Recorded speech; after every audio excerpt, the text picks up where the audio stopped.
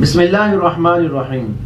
محترم ناظرین کرام، جیسا کہ آپ کو معلوم ہے کہ آج کل ڈاکٹر ذاکر نائک پاکستان تشریف لائے ہوئے ہیں اور پاکستان کے مختلف مقامات پر بیانات کر رہے ہیں، بلکہ ان کے بیانات کو چھوٹے چھوٹے کلپس کی صورت میں مختلف موضوعات دے کر خوب ماشاءاللہ سوشل میڈیا پر پھیلایا جا رہا ہے۔ میں آپ کو کچھ دن پیچھے لے جانا چاہتا ہوں، وہ دن یاد کروانا چاہتا ہوں جس دن ڈاکٹر ذاکر نائک پاکستان تشریف لائے۔ جب ڈاکٹر ذاکر نائک پاکستان تشریف لائے تو ان کا والیانہ استقبال کیا گیا بڑے جوش اور جذبے سے، اور مزے کی بات یہ ہے کہ ان کا استقبال کرنے والوں میں علماء کرام بھی شامل تھے اور مشائخ عظام بھی شامل تھے۔ آخر وہ کیا چیز ہے جس نے علماء کرام کو، مشائخ عظام کو مجبور کیا کہ وہ ڈاکٹر ذاکر نائک کا استقبال کریں؟ جب آپ سوچیں گے، غور و فکر کریں گے تو آپ کو پتہ چلے گا کہ ڈاکٹر ذاکر نائک کے اندر ایک مہارت ہے۔ اس مہارت نے علماء کرام کو، مشائخ عظام کو مجبور کیا کہ اس کا استقبال کریں۔ وہ مہارت کیا ہے؟ تقابل ادیان۔ کہ ڈاکٹر ذاکر نائک نے عیسائیت کو پڑھا ہے کہ عیسائیت کیا ہے، اس نے ہندو مت کو پڑھا ہے کہ ہندو مت کیا ہے، اس نے سکھ مت کو پڑھا ہے کہ سکھ مت کیا ہے، اس نے بدھ مت کو پڑھا ہے کہ بدھ مت کیا ہے۔ تقابل ادیان میں اس شخص نے مہارت حاصل کی ہے۔ صرف مہارت ہی حاصل نہیں کی بلکہ اس کو عملی میدان میں بھی جامہ پہنایا ہے۔ بہت سے لوگ، لاکھوں کی تعداد میں ڈاکٹر ذاکر نائک کے ہاتھ پر مسلمان ہوئے ہیں، انہوں نے اسلام قبول کیا ہے۔ کیوں؟ کہ ڈاکٹر ذاکر نائک نے اسلام کی حقانیت کو ان کے سامنے بیان کیا ہے کہ فلاں مذہب یہ کہتا ہے، فلاں مذہب یہ کہتا ہے، فلاں مذہب یہ کہتا ہے، فلاں مذہب یہ کہتا ہے، اور ہمارا اسلام یہ کہتا ہے۔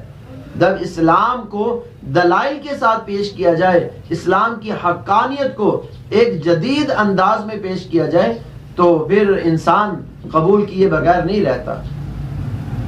تو یہ وہ چیز تھی جس نے علماء کرام کو اور مشائخ عظام کو مجبور کیا کہ وہ ڈاکٹر ذاکر نائک کا استقبال کریں۔ اب جس طرف میں آپ حضرات کی توجہ دلانا چاہتا ہوں وہ یہ کہ کیا ڈاکٹر ذاکر نائک کے علاوہ ہمیں اور لوگوں کی ضرورت نہیں؟ جو علم ڈاکٹر ذاکر نائک رکھتے ہیں، کیا علماء کرام وہ علم نہیں رکھ سکتے؟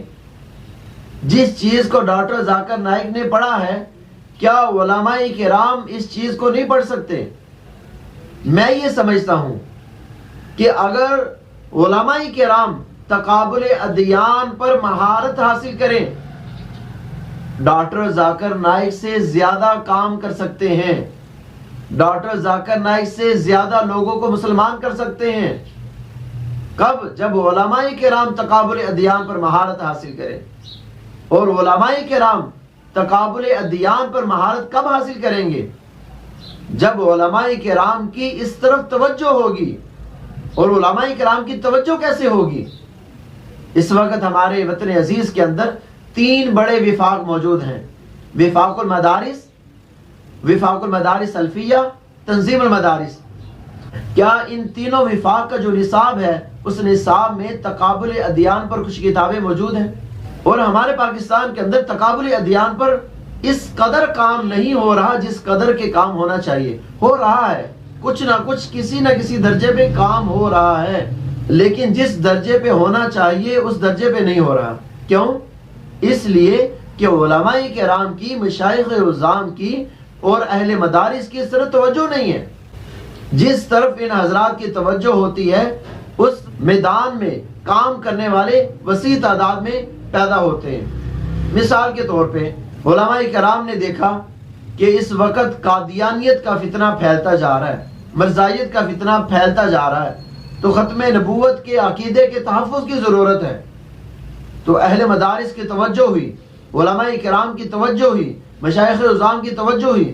انہوں نے اس قدر کام کیا کہ قادیانیت سے متعلق کچھ کتابیں نصاب میں بھی شامل کر دیں، اور پھر قادیانیت کے حوالے سے، ختم نبوت کے حوالے سے، حضرت مسیح علیہ السلام کے حوالے سے، حضرت امام مہدی علیہ رضوان کے حوالے سے مختلف موضوعات کو رکھ کر جن کو قادیانیت اپنے انداز میں بیان کرتے ہیں، اس کی غلط تشریحات کرتے ہیں، ان تمام موضوعات کو لے کر مختلف کورسز کروائے جاتے ہیں، مختلف مقامات پر بیانات ہوتے ہیں، مختلف مقامات پر جلسے ہوتے ہیں اور ریلیاں نکلتی ہیں اور نعرہ لگتا ہے تاجدار ختم نبوت۔ جب اہل مدارس نے ختم نبوت کے عنوان پر کام کیا، علماء کرام کی توجہ ہوئی ختم نبوت کے عقیدے کے تحفظ کی طرف، اور مشائخ عظام کی توجہ ہوئی عقیدہ ختم نبوت کے تحفظ کی طرف، تو اس قدر کثیر تعداد میں لوگ الحمدللہ پاکستان میں پیدا ہو چکے ہیں کہ قادیانیت وہ دم دبا کے بھاگتی ہے، مرزائیت وہ پھر دم دبا کے بھاگتی ہے، وہ ہمارے حضرات کے سامنے کھڑے نہیں ہو سکتے۔ لیکن اگر ہم دیکھیں کہ عیسائیت کے حوالے سے، کیا عیسائی ہمارے وطن عزیز کے اندر موجود نہیں؟ کیا عیسائیت کے علاوہ اور مختلف مذاہب کے لوگ موجود نہیں؟ یقیناً موجود ہیں۔ تو پھر کیا ان کو ان کے مذہب پر برقرار رہنے دینا ہے؟ نہیں بھائی، بلکہ ہم نے ان کو بھی اسلام کی دعوت دینی ہے۔ کس طرح سے دعوت دیں گے؟ اس انداز میں دعوت دینی ہے تاکہ ان کو اسلام کی حقانیت کا پتہ چل جائے، ان کے سامنے کھل جائے کہ اسلام کیا چیز ہے، اسلام کیا چیز ہے، ان کے سامنے کھل جائے اور وہ اسلام کو قبول کیے بغیر رہ نہ سکے۔ یہ کس وقت ہوگا؟